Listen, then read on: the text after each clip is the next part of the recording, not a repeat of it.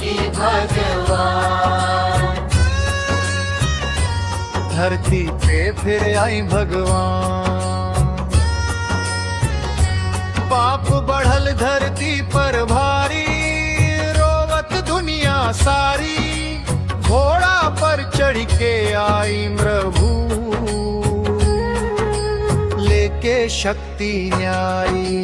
धरती द्रव्यमान अवतारिणी, धरती के उद्धार करी, अधर्म के नाश करी, भक्तन के प्यारी।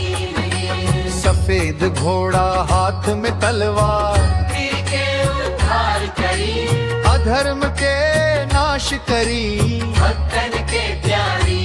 सफेद घोड़ा हाथ में तलवार, दुनिया देखी चमत्कार, सत्य के दीप जलाई प्रभु, मिट जाई अंधियार। कल की भगवान अवतारिणी, धरती के उद्धार करी, अधर्म के नाश करी, भक्तन के प्यारी। सफेद घोड़ा हाथ में तलवार, धरती के उद्धार करी, अधर्म के नाश करी, भक्तन के प्यारी।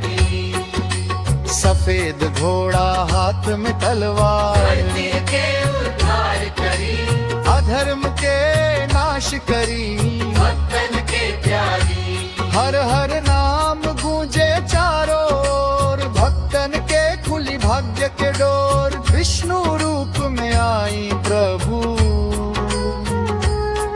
कलयुग के तोड़ी जोर। जय जय कल की भगवान, भक्तन के रखवार। जय जय कल की भगवान,